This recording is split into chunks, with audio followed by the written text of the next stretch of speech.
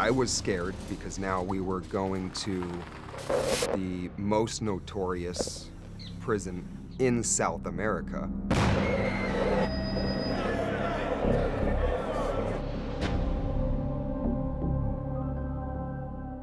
One of the first things that we noticed is passing Pavilion 9, which is where the massacre of 111 prisoners took place.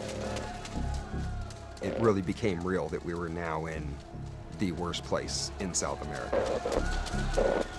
And not knowing really what lies ahead for us.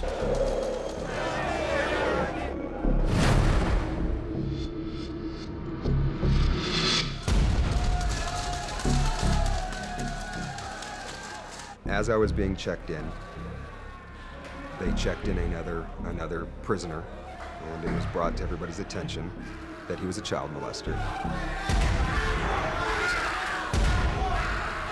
The guards and the prisoners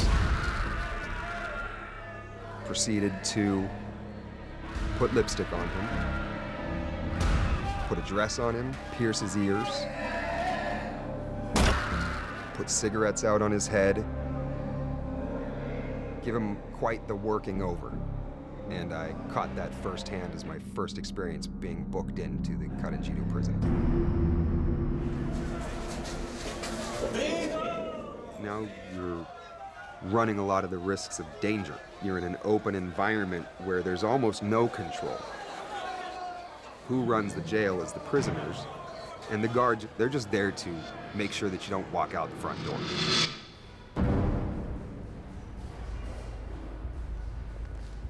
The prison was divided up into 4 different blocks.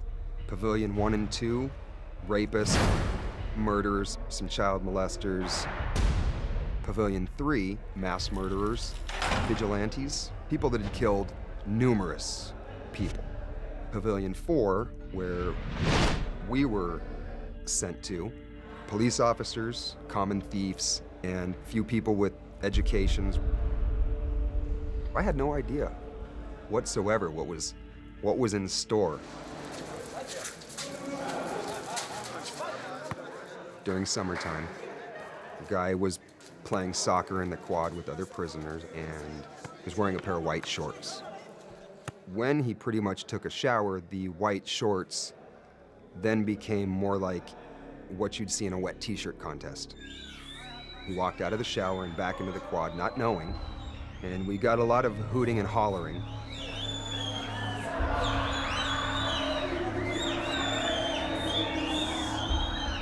A lot of people made fun of him and got a little rambunctious. A couple days after this incident, a prisoner had walked by and made a comment about guy's butt. You can't let something like that pass, because then you're now looked at as somebody that's not going to stand their ground. If it means hurting somebody or killing somebody, then that's the attitude that you have to have.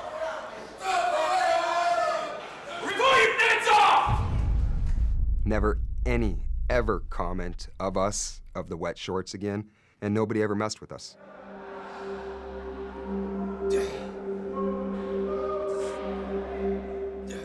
The daily routine in prison, you look and you try to find things that occupy your time and your brain, because if not, you'll consistently think of freedom.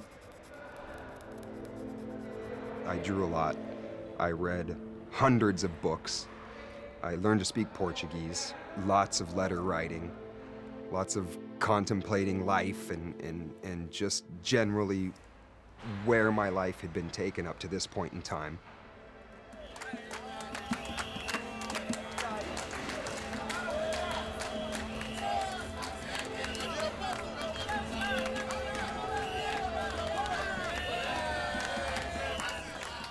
What I learned in prison was no amount of money for freedom. Period.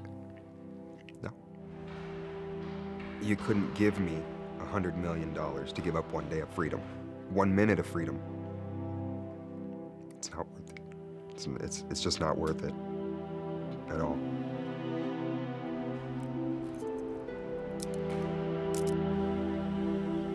Am I a criminal? No.